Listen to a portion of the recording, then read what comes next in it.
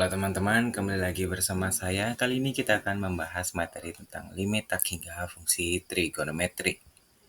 Nah, adapun materi pembelajaran pada kali ini yaitu ada 3. Yang pertama, apa itu limit tak hingga? Yang kedua, jenis-jenis limit tak hingga. Yang ketiga yaitu inti soal kita, soal limit tak hingga fungsi trigonometri. Nah, untuk yang pertama penjelasannya. Apa itu limit tak hingga? Limit tak hingga adalah pendekatan suatu fungsi pada suatu nilai yang besarnya tak hingga, baik negatif tak hingga maupun positif tak hingga. Nah, kita lihat di sini ini adalah contoh nilai dari negatif tak hingga sampai tak hingga. Yang kedua, materi kita itu jenis-jenis limit tak hingga. Limit tak hingga ada 2 jenis, teman-teman. Yang pertama yaitu adalah limit tak hingga fungsi aljabar dan trigonometri. Nah, ini lihat. Ada limit tak hingga fungsi aljabar. Contohnya soalnya begini. Dan ini sudah dipelajari kemarin pada pertemuan yang sebelumnya. Lanjut, kita ke limit tak hingga fungsi trigonometri. Ini adalah salah satu contoh soalnya yang kita bisa lihat. Langsung kita ke, nah ini soal limit fungsi tak hingga trigonometri yang akan kita jawab pada kesempatan kali ini.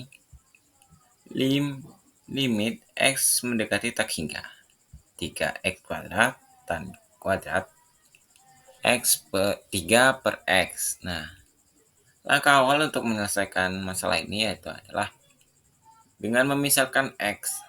Jadi kita bebas mau A sampai Z kita misalkan nggak apa-apa. Nah, untuk kesempatan kali ini saya menggunakan P. Jadi X sama dengan 1 per P dan P sama dengan 1 per X.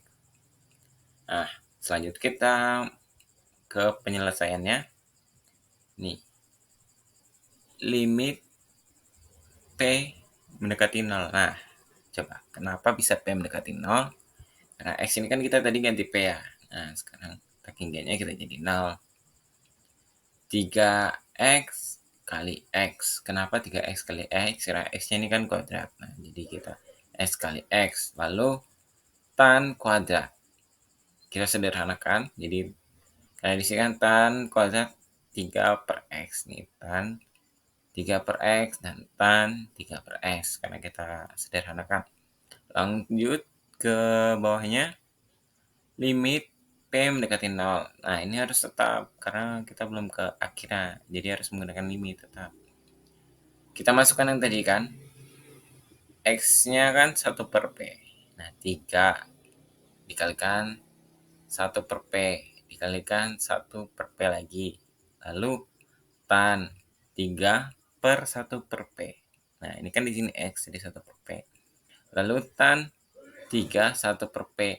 Nah, ini sudah disederhanakan. Lalu langkah selanjutnya adalah karena di sini sama, jadi kita hapuskan, kita coret, kita coret, hilang deh ini. Ini juga hilang 1 per P nih. Karena mereka kan sama hilang.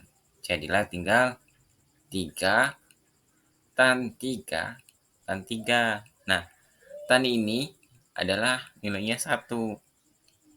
3 dikali 1 3.